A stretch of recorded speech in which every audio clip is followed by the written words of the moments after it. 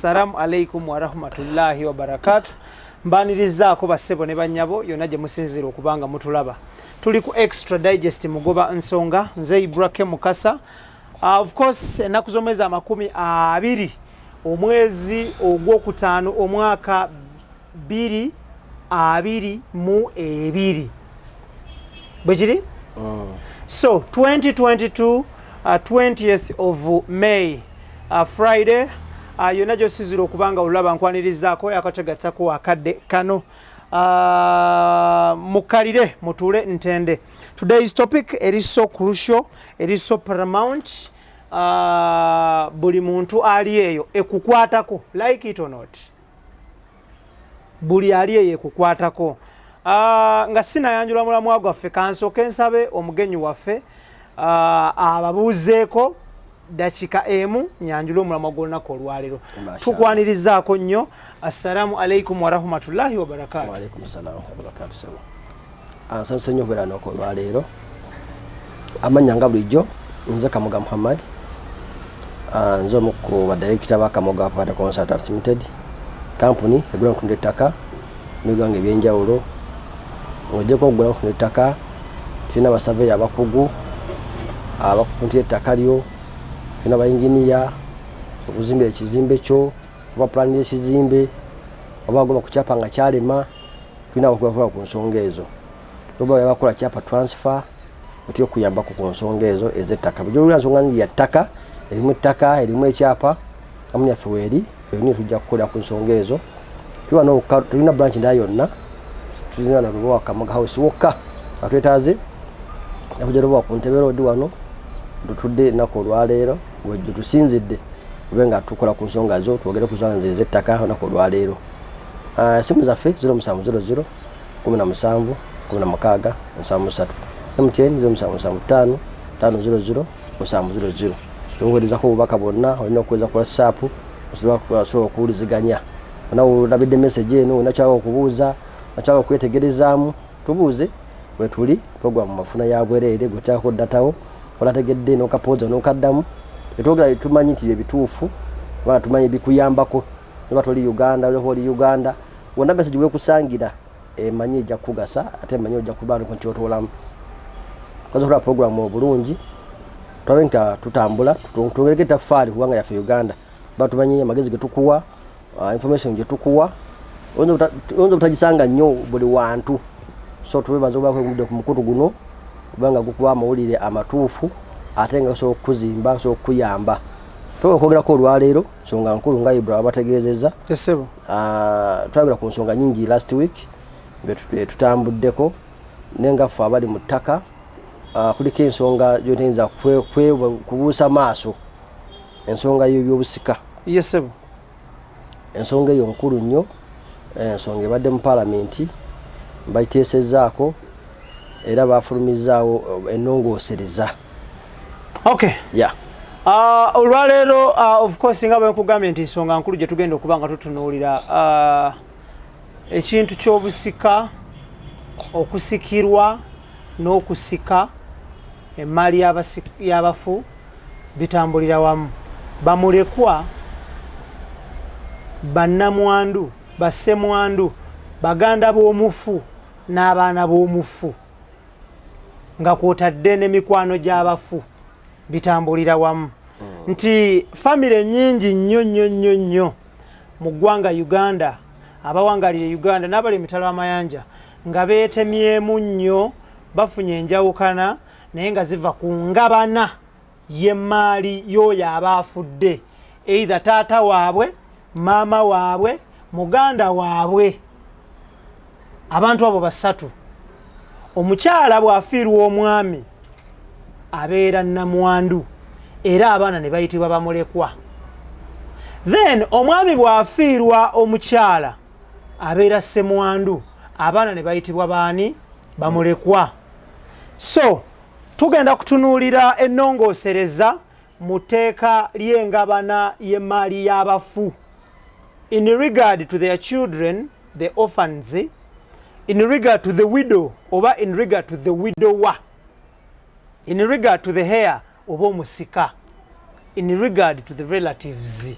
So gwe mulama gwe tugenda okutunulira olunaku olwaleero luno era nga yonna gy'osinziira okubanga olaba nkugamba ekintu kiri kimu nti ebiseera bisinga abantu abali ebitala w'amayanja abali ku kyeyo mu America, London, South Africa, Canada, Denmark, Sweden n'ensi ezigwa mu kkowa eryo bangi nnyo ssaawa eno mulina obutakkaanya mu famire nga bwava ku ngabana ya taata wammwe yafa oba maama wammwe mwannyina mmwe ayagala kwezza maali bw'omu ng'omwana omulenzi oba mwannyina oba abalenzi omwana obw'obuwala bingi ni maama wammwe yafa yali amwagala nnyo ayagala kwezza maali.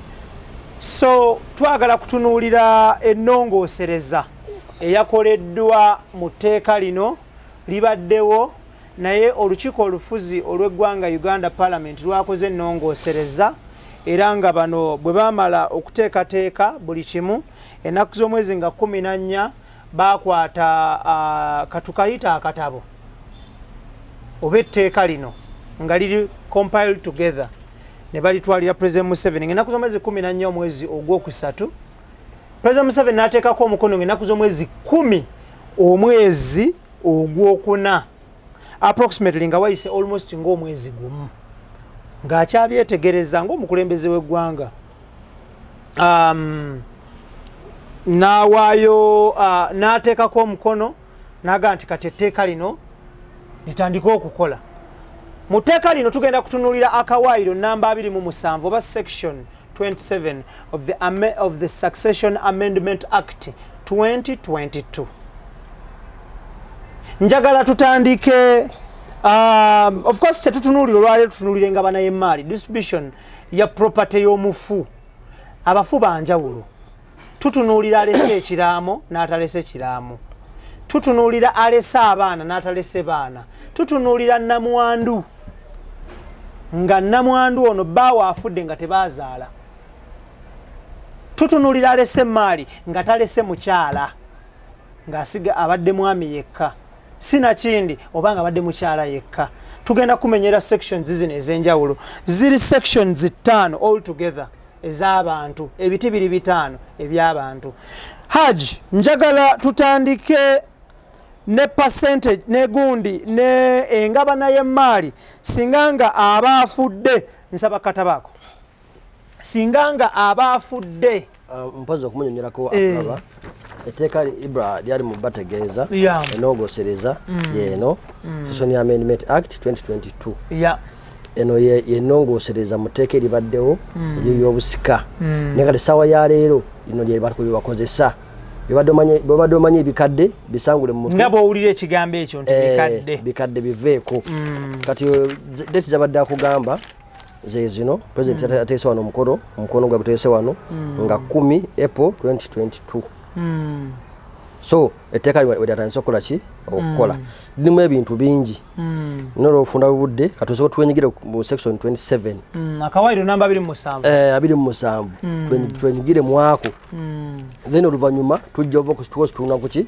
ne mu nsonga endala akawaayiro kano namba 27 kava wano distribution on death of intestate mpozi abawuliriza baba batulaba nga twayogera ku programu zaffe eziise nti omuntu kasitaafa abagenzi bawukanamu emirundi ebiri kuliko omugenzi afudde alaamye kuliko omugenzi afudde talaamye omugenzi afudde alaamye tumuyita testate abakoze ekiraamo omugenzi afudde talaamye oyo aba intestate abatavudde talese kiraamo naye etteeka lino lyatunuulidde oyo omugenzi afudde talaamye kankiddemu tulina abagenzi emirundi ebiri tuko omugenzi afudde alaamye omugenzi afudde talaamye omugenzi afudde alaamye aba alese ebye nga biteesese okusinza nga ye bw'ayagala naye afudde talaamye etteeka lye liba guidinga limusalirawo nga mugabanya emmaali eno kwoyo afudde talaamye etteeka lye ligabanya emmaali gwandawe essaawa ya leero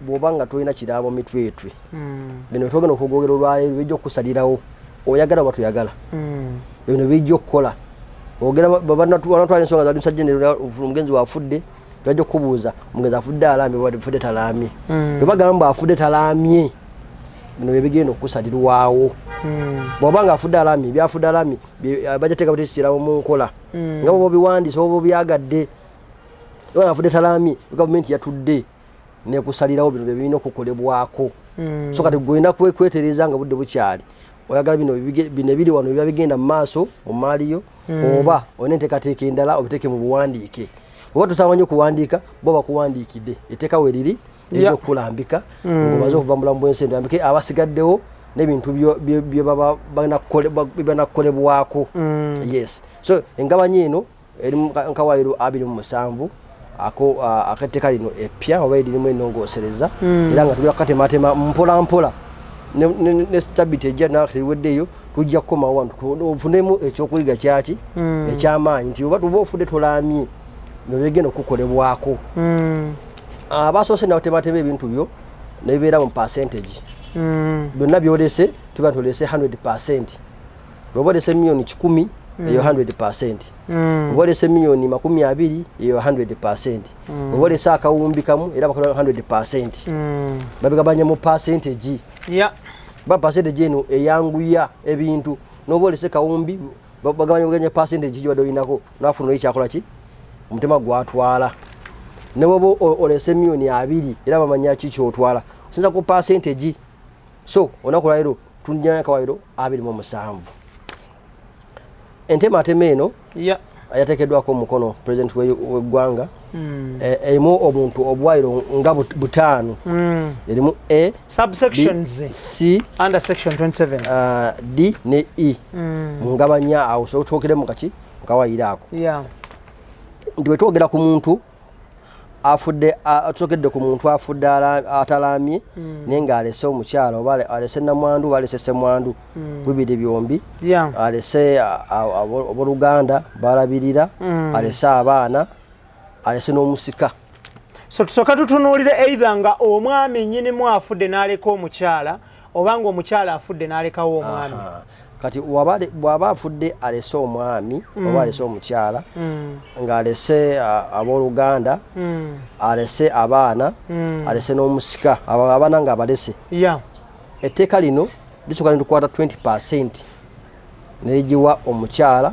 erigiwa namwandu oba nerigiwa ssemwandu abasigaddewo sinza kwani abafudde abakyala badde balowooza nnyo mu buwangwa bwabwe balowooza nti abami be bafa nena abakyala bakola ki bafa wakati mu bulamu tutambulira mu kufa so yenna abasoose lino etteeka lisooka nokujjako 20% erigikuwa omukyala oba ngiwa omwami so nerikwata abooluganda lwo baganda bo bobadde olabirira eribawako 4%.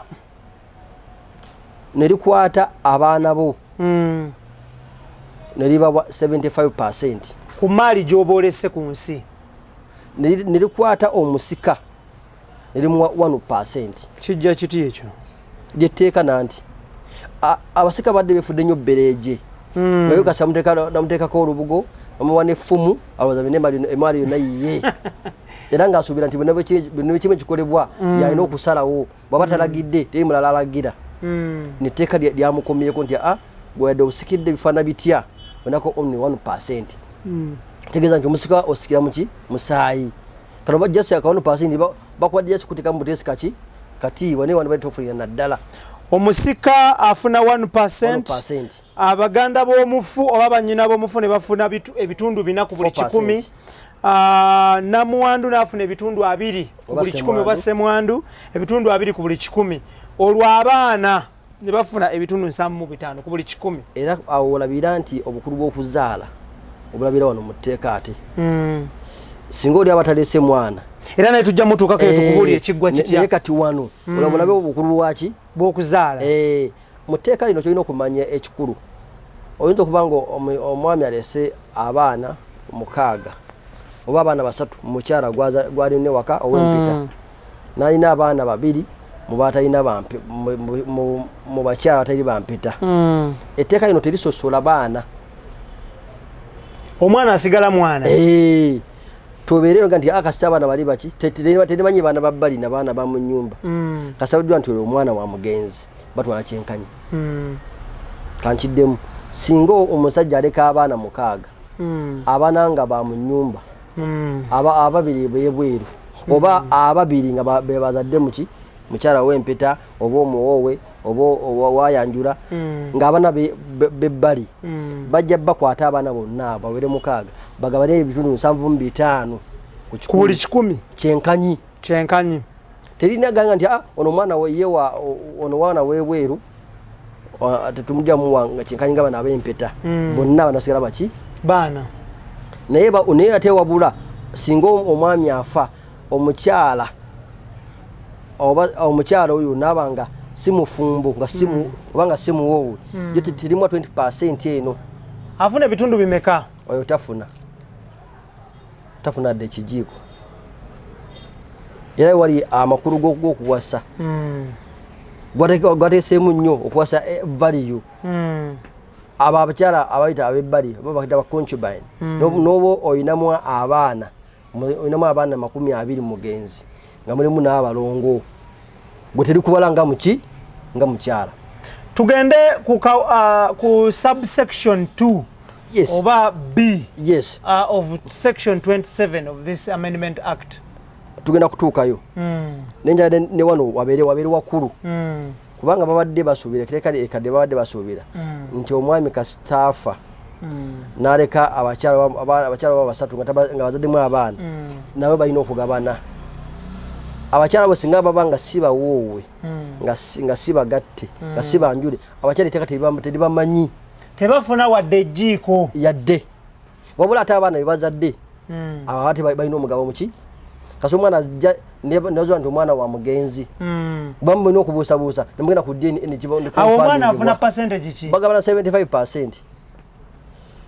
Bamama babwe tebakwasaamu kasita babanga sibabawoowa tababanga nga sibagatte kasita babanga sibanjule ababapoteya yetteeka todde inokola ki noyogera ebitakwatagana etteeka byatemyetemye nti kasoba nga toli mugatte toli muwoowe ebitewa ki toba tobiriimu naye ate omwana wo abirimu awo wali okubandalinga kigambo ekyo omwana ye talina buzibu naye gwe omukulu obanga mwami takuwoye mwami takugase mu kyaki awo obanga oli wabweru owengabanya eno empya. Okay, tuli ku extra digest mugoba nsonga tutunuulira etteeka pya ku ngabana y'emmaali y'abafu oba emmaali y'omufu afudde talaamye. Era etteeka wano lyerimugabanyiza mu maali batematema emmaali eno nga beesigamye ku tteeka lino kwe batambulira. Era oyo abatematema emmaali eno wafulumira mu tteeka lino bali ne bakkirira mu mbuga z'amateeka ng'asibwa tteeka mwe bayita nga bamuwaabira nti yagabye ebitundu ebitali bituufu n'abiwa abantu abatali batuufu. Olwo emikono nga bagizza gye gitalira ntungo awo nga wasinziira ng'agamba abeeyo mu baŋŋambire. Era muteeka mulimu nnyimbo gy'osanga nti singa ogeza n'ogoba nnamwandu oba sitemwa n'omugoba ewaka gwakigeza ku kikola ekyo oba n'ogoba abaana b'omugenzi musango munene emyaka 7 musasula obukadde 3,336 oba ogatta byombi kiyinza mulamuzi ali mu mudu ki mulamuzi ayinza n'okutunuulira bewagobe bali mu mbeera ki bigatta byombi ose emyaka 7 n'owali n'obukadde 3,336 so kiyinza mu mbeera ki mulamuzi wamaki mumusanze era muteeka lwomukirire tujja kirabako oluvannyuma nesokere ku ngabanja kati eki ey'emmaali. Tweyongereyo ku kawaayiro section tutunuulire tuli mu section 27 subsection B. Singa omugenzi afa nga tatalise kiraamo where the intestate leaves no surviving spouse or dependent relative under paragraph A Roman numero 1 or 2 capable of taking proportion of his or her property, the lineal dependents shall receive 99% and the customary heir shall receive 1%. Wano mucho tisinga ng'oli aba afudde nga talese muganda we talese namwandu oba namwandu talese semwandu era kiddayo mu bukulu bw'okuzaala era wano mu kalawiro kano namba B wano obulabira nti omwana atwala ebitundu 9 buli 100 omusika n'atwala kimu bwekiti ekyetengeredde kitegeeza singa omwana oyo omugenzi aleka omwana omu singa omugenzi aleka omwana omu byonna bizingako atya byonna ngawabanga omwana oyo ate nga ye musika byonna azingako muki obukulu bw'okuzaala obulabira wano mu katundu namba so wano tetuyinaawo wano tolese relative bage wano tatalese tabalese abaluganda talese namantu talese semwandu naye alise omwana asigaddewo nga nfunzi n'omusika kati omusika oyo batwalako 1% omwana gwalese oba abaana bagamba 99%. Case in point singa nga omwana oyo abasigaddewo omwera ye musika atwala 100%. Azingako lumu. Olaba bwofu obugagga ku myaka emito. Atola ababirese. So kati wano era kiddayo nti bwoba ozadde. Oba oba tofudde kyenda. Oba olese ono. Kati etteeka lya muntu nti oba olese omwana tegeeza bintu by'okolera muki mwana kati gwoba omulese nga tokoze kiraamu byo byakutemedde nti byatunulira omwana gwolese tekyawuddemu oba wa mu nnyumba oba si wa mu nnyumba. Abalungi abatulaba etteeka lino lirina akawaayiro of course nga mu buli ngeri kataasa ab'eŋŋanda ne mufuna ku maali ya muganda wammwe naye kino tekibaviirako okukuba abantu obukumbi 4% ekosa omuntu anti basobola okukuba nnyinimu akakumbi ne bakuba n'abaana akakumbi percentage ewere nedda ssebo ate singa bazuba nti singa obaga nti twenyigidde mu kufa kw'omugenzi ofuna percentage ki mayisa emaali ogisanga ng'ovudde luzira tosobola byonna by'olina bijja genda ate obulamu bwo bwakusibe tojja kudda. Tuli ne Haji Muhammad Kamoga owa Kamoga Property Consultants Limited be bateeka sene program ya ffeno buli lwakutaano tutunulira ensonga mfofoolo kuzikwata ku ttaka olwayo tutaddemu akawaayiro kano oba tusazeewo tutunulire etteeka ly'obusika because ebiseera ebisinga era gye byetooloolera mubaamu ettaka mu buli ngeri mu kusika era singa omuntu aba talese bya bugagga etteeka terimukwatako agenda yekka nga bwe yajja ate nagwe ojja kumenya atula meeting bakuteeseze kuki engoye tolese engoye engatto zijja oyokabasooka ajja atuule ku ngoye oyokabulengwa naye asembere kabulengwa kumpi wano nowe kokyajje omanyi nawuliranga ekigambo kabulengwa nga ndowooza kiri eyo nga mu masindi alina nye nansana ove nansana ogenda kabulengwa oli ajje nga azze kugabana ngoye si buli afudde nti etteeka lino limukolako afudde nga alese ebyobugagga naye nga talaamye bwe lyogerako baa n'okutuuza enkiiko ezo zebituula musasanya ssente tojagira gwa balwalisa administration ojibula kumugenza talese byabugagga so oyo abirese naye nga tabiteeseteese bulungi gavumenti yemuteekeddeteekedde naye wabula mulimu engabanya ate yaffe y'abasiraamu emaali Allah yakolaki yalina etteeka yagitemeratemera shariya eyo bw'oba olese abaana ne bagigoberera era eno etteeka teribakwatako naye ate singa muvaamu omu ow'eggumi nagamba nze sigikolerako n'agaana etteeka ly'ensi shariya n'agigaana ensi bajja muwuliriza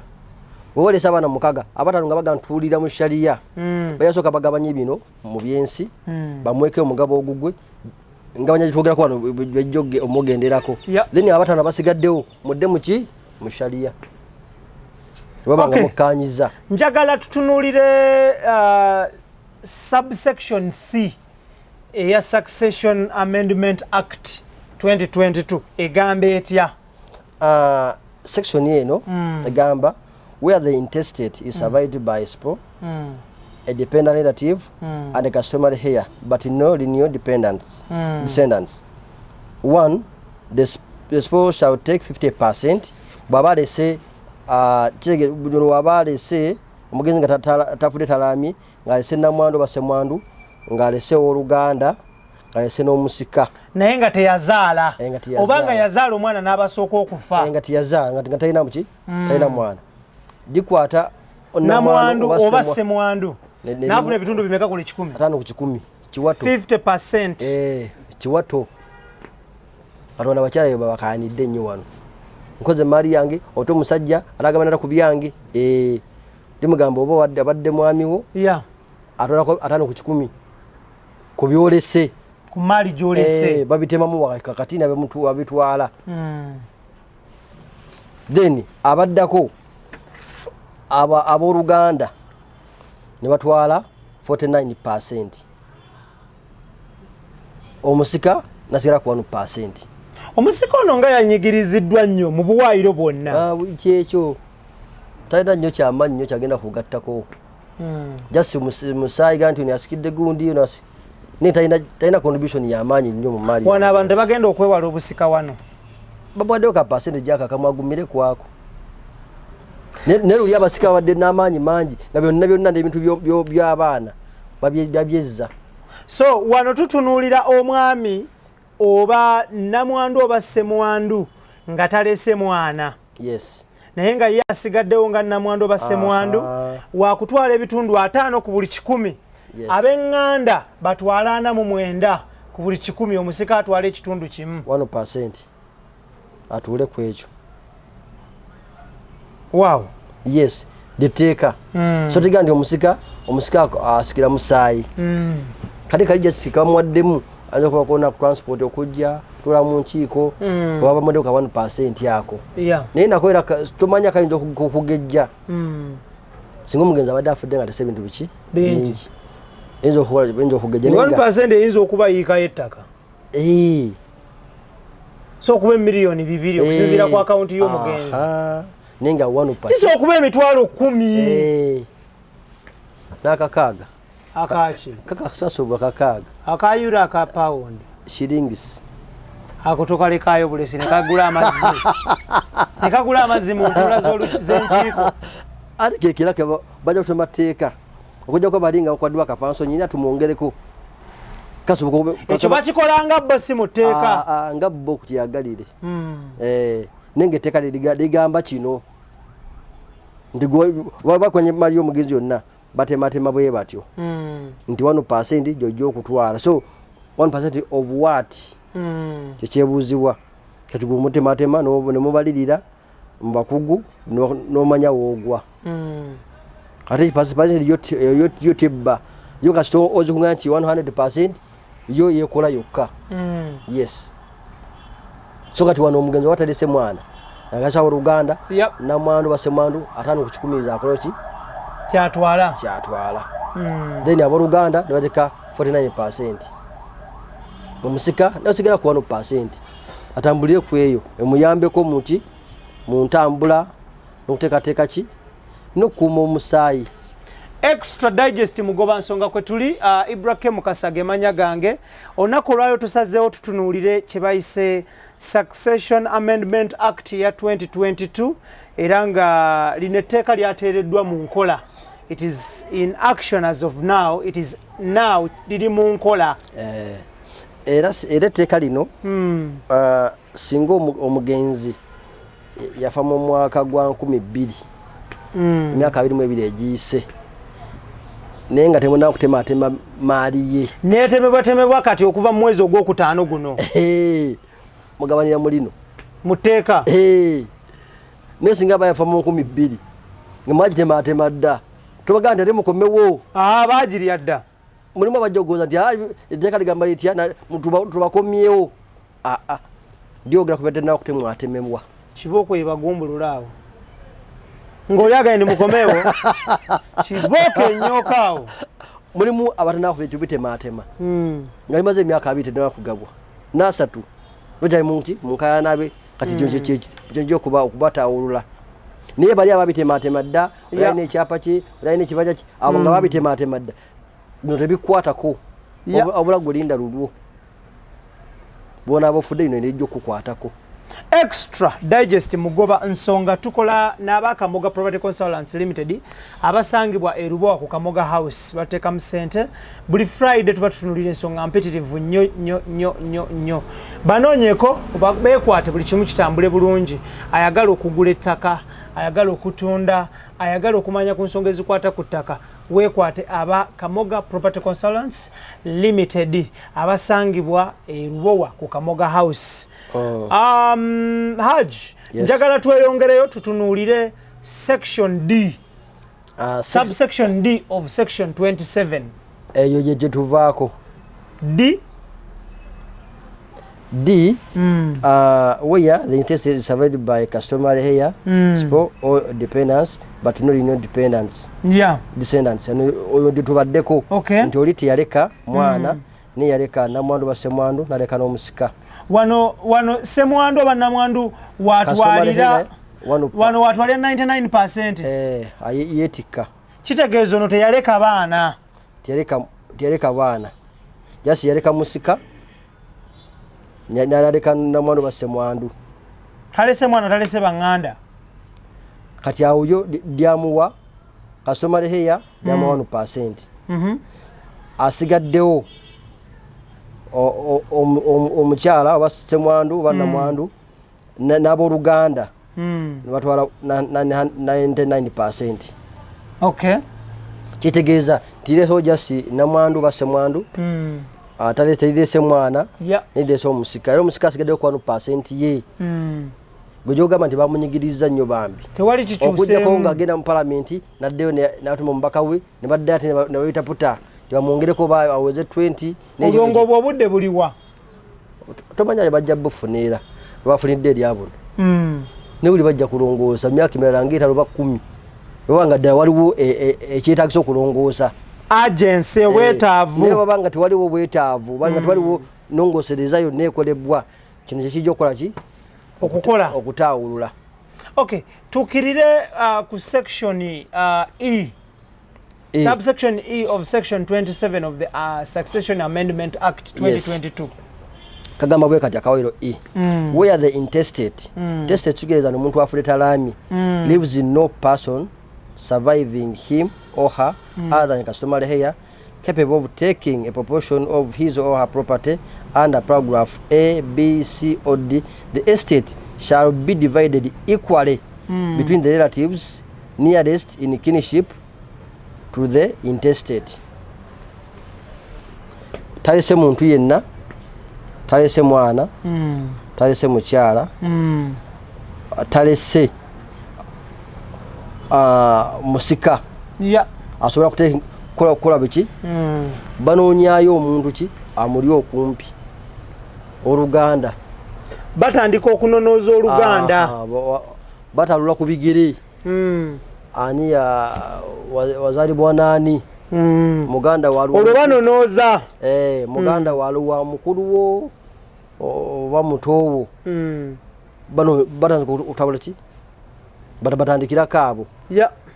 Then baba nga tebaliyo. Then ate ne bagenda ko ne kubukojja. Kujja waluwa. But these are rare cases. Nayo jeziri. Rare cases nayo jeziri. So kati banoonyaayo waki akwinako ki? Era akwinako Oluganda. Tebanoonyaayo mukwano gwa badde asinga. Awo oteekawo kakulosi kasitaawo. Kasitale. Sibya friendship, sibya best friend. Banoonyaayo kwabo abagenda ku ki? Oluganda lwasikayo. Then ne bagaba bene bintu bugi equally.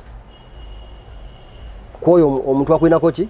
Oluganda oba akwinako Oluganda bagaba bene bintu muki? Nowegabanya mu bukyenkanyi. Baba tebena bajja kola ki? Kubirekera mulala. Yeah. Okujjako ngo engabanya tetwogerako nti yafudde talamye. Nga tokuze kiraamu. Naye oli afudde alakoze kiraamu. Embeera ebeera ndala. Yeah. Bino tobimunyumiza. Yaye kawuliki ne basawo nti mali yange nsaze njiwadde masjidi yabasazewo bwatyo. Era tekiwakanizibwa. Njiwadde charity. Ne wano oli afudde akoze ki? Tojja bimusonsekamu kati nga tuleke ebyomuzikiti tuleke nga tatabirese wano omuteeka tebirimu. Kujja wano nga babifunye bebasazeewo so it's better byoba osobola okuwaayo nga si bibyo biwe byejjeeko ng'obudde bukyali tosobola nti bonna bambala mu ensi eno bano basigadde bala kusalirawo bwebanaatuula mu meeting zaabwe gyotajja nga totoliyo bajja kujjawo akatabo kano kebajja okugoberera kekajja bafuga kekajja bafuga so kyolina okumanya nti kala akatabo kano kolina okwetegereza teeka ligambye eki okolere muki mu tteeka banga wakati mu bulamu tutambulira muki mu kufa tomanya ddiini nga teeka okufa kya tteeka bwe kiri ate tuka kufa abasiraamu ate nekiyitawo nti bwolukeesa tobala nti ojja kuluzibya ate bwoluzibya toba nti ojja ddukeesa bwe kiri kati olina okutambula buli kano omanye okutambula muki mu kufa so owetekete nga bukyali either kola ki ekiraamu kyo oba tokoze kiraamu bino ebiri wano byenkusomera bebijja okukolwako abalungi abatulaba bino bye tuva okusoma oba bye tuli mu kusoma wano oba bye tuli mu kuinterpreting oba okutaputa byakolebwa abo be mwasindika mu parliament ababaka bammwe katugambe nti program eno girabidde Arua kitwale nti area MPO abinamu omukono akinamu omukono era abimanyi bulungi ali mu diaspora nga tewalonda naye ng'ozaalwa katugambe Mityana kitwale nti MPO w'Emityana kino akimanyiiko 100%. Bino byakolebwa babaka b'abantu aba parliament president w'eggwanga n'assaako omukono nti etteeka liteebwe mu nkola si ndowooza ya muntu omu eno si kwagala kwa muntu omu so omuntu yanyigirizibwa nti abasika baamutama n'agamba nti nze omusika muwa 1%. It was a team of technocrats, informed people, of sober mind, civil and organized. Bebakoze ebintu bino. Educated, exposed, with the vast knowledge about policy making. Njirese bubi. Ogisoggodde nti babadde bakugu ate bamaze kwebuuza because tebabikola bino nti bateekerateekera bantu kufa nedda tukimanyi okufa kuli inevitable so case in point omulungi ali eyo atulaba nga olaba program eno for the first time ate nabo era abalikoze nabo libakwatiramu era nabo libakwatako MP wo bwanaafa ngesente ze babadde bamuweeza amasuuti aguzeemu ttaka nga talese kiraamo aguze amamotoka azimbye za kedi za apartment bwe banaaba batematema nti MP w'egindi bagenda kusinziira mu kawaayiro 27 bakkirire mu butundutundu bwe tukusomedde bakkirire bagabe maali ya MP wo ne waaba pulezidenti bwali batalese kiraamu lino teeka lirijjo gabe maali ye naye kiriba kiti ekino golengerere wala kiriba kitya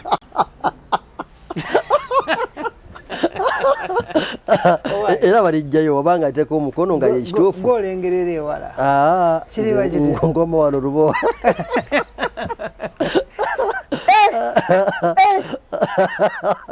nti omwana gundi afune emaali bweti baligimalawo bagimalawo ngeba nyingi egana kinovo 1% y'omusiko w'oyo novo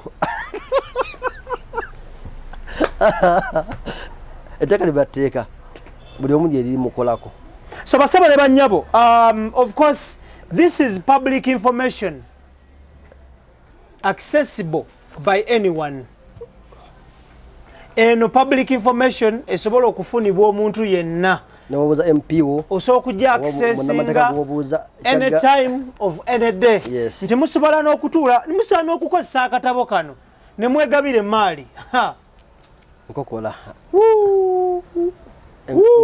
ziba nnyingi entalo mpoze era awo ennyini mu gundi eyo kuliko amunege nalabyeko wiiki eno nkuba kyeyo yaweereza kojjawe sente nazimba ennyumba naye nagiremeramu kwakyo kyakoze neyeetuga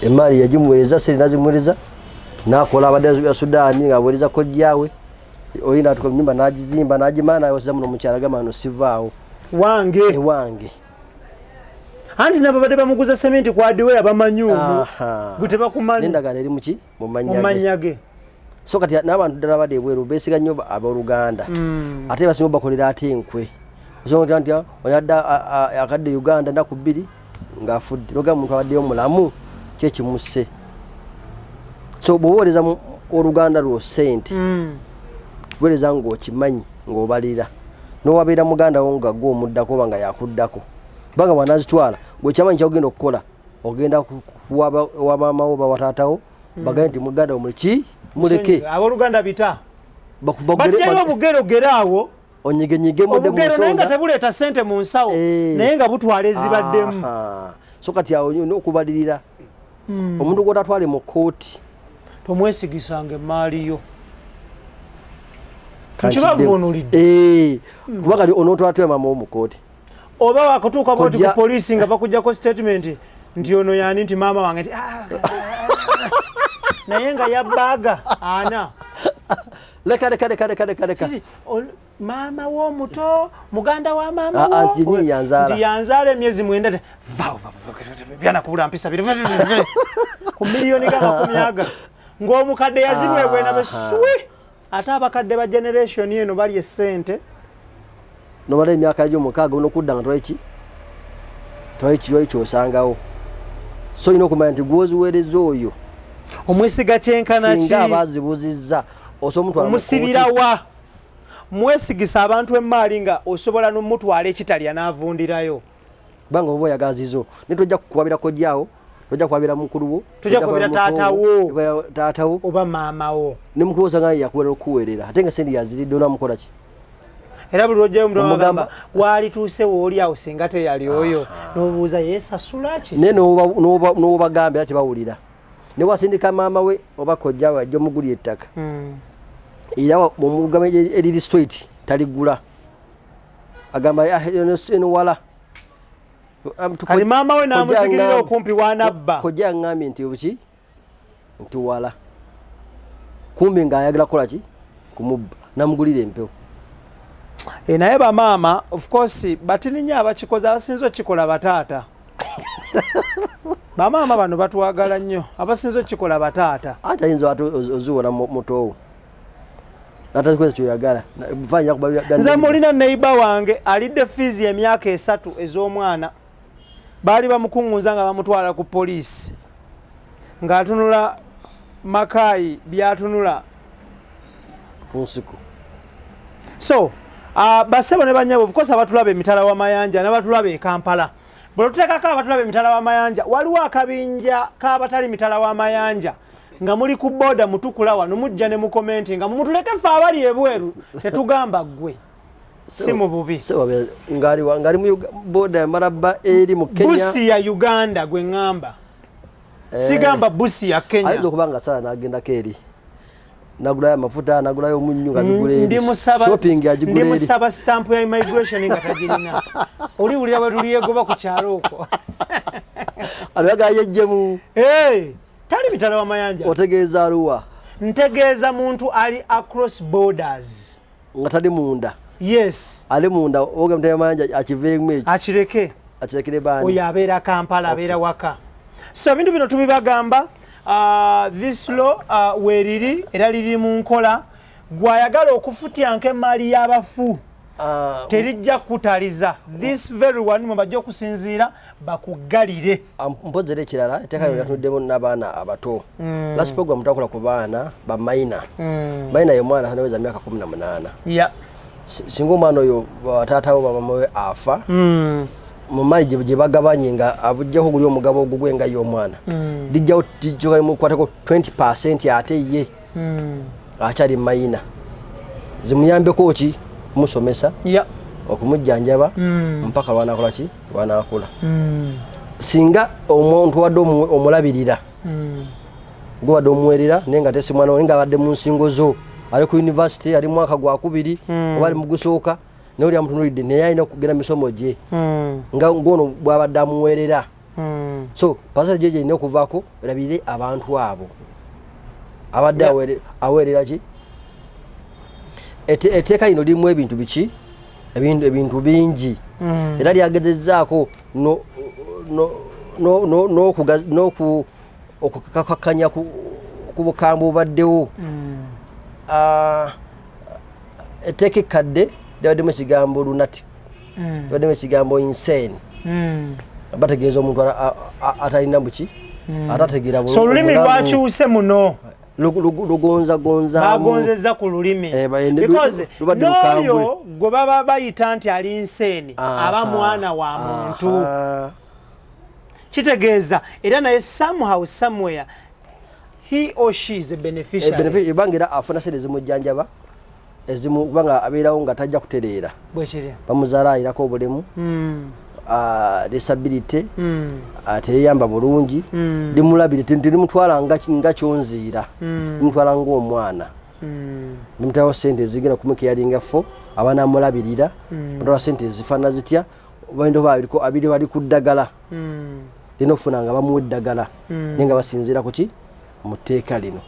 So tuga nti oli abadde akulabirira avuddewo naawe ogenda weerabirire no balina okutula into consideration nti omwana ono maina akyali muto tanaweza myaka 18 akyalina okwetaaga service ngeza maama we abaddewo ataweza abaddewo. So percentage evaako 20% nekola ki netekebwa ebbali kulabirira oyo omwana. So etteeka gazi ebiririmu kulika mulimu abalisiimye mulimu abataalisiimye.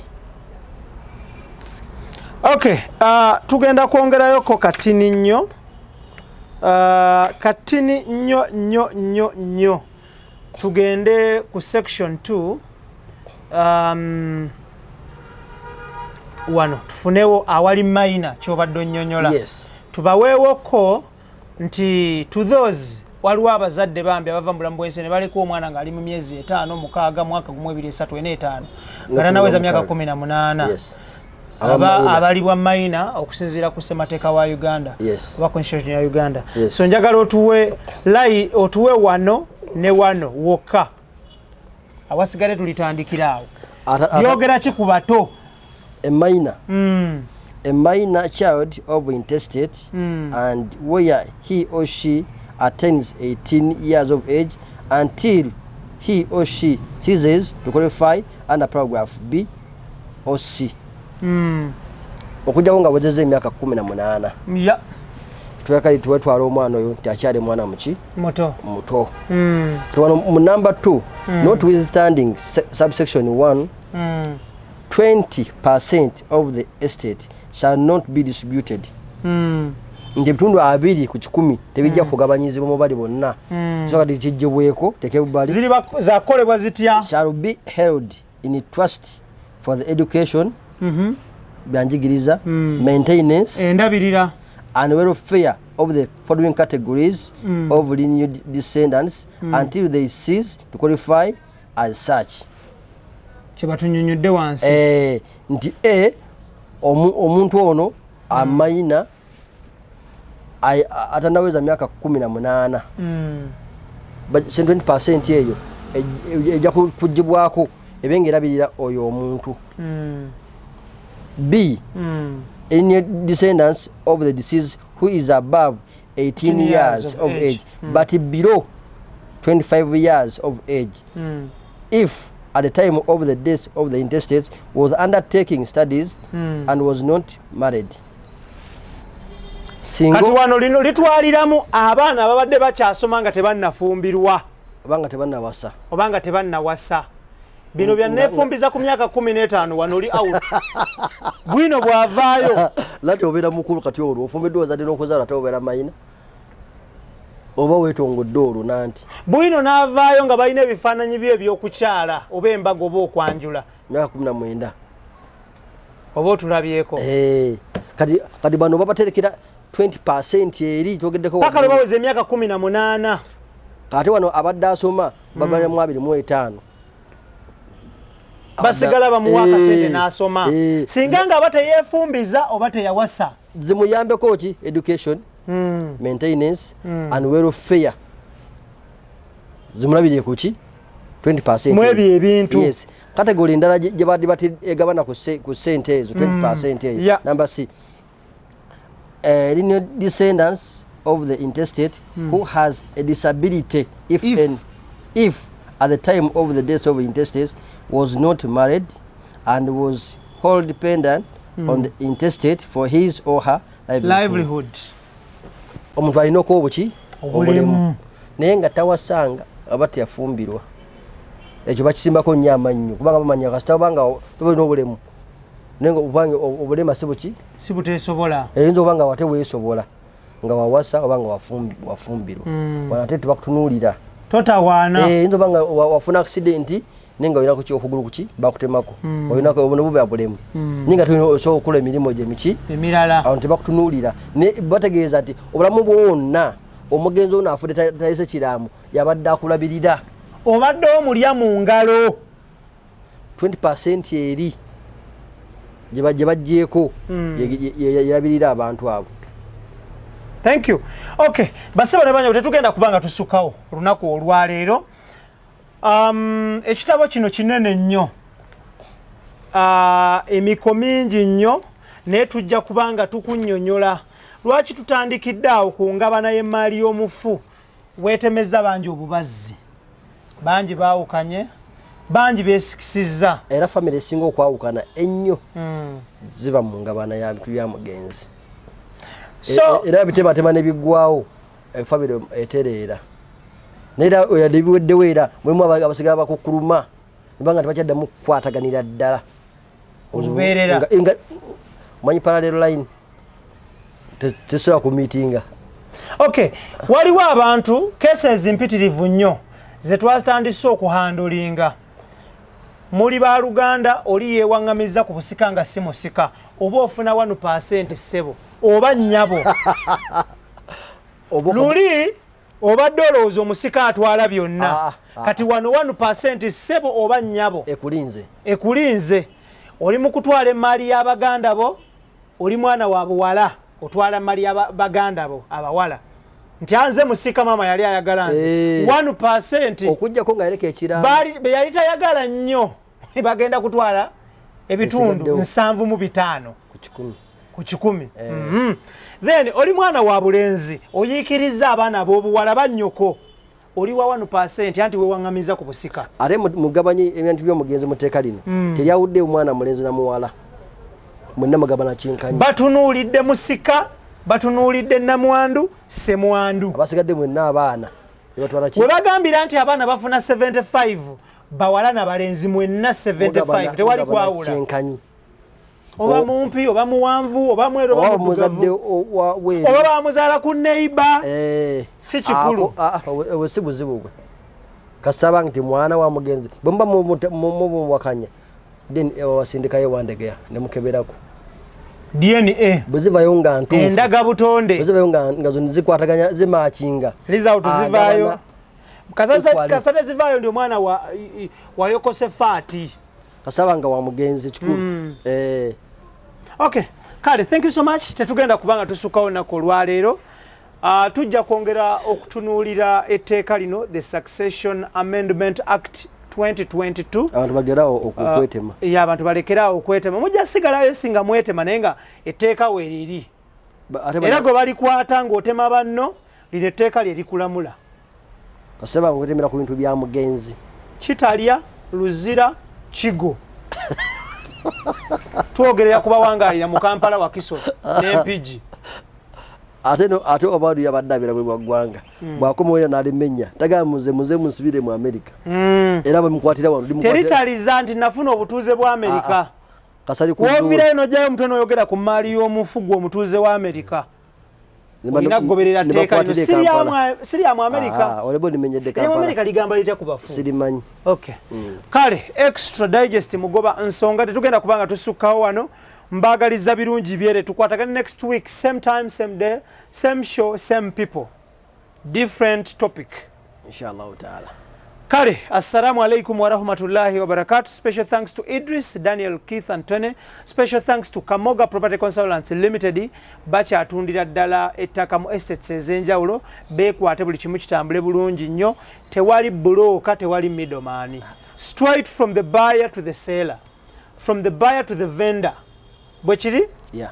That is Kamoga Property Consultants. Nsigadenze IBRAH Mukasa kulwa extra digest mugoba nsonga Allah abankumire mubeere bulungi mweraba love you all mashallah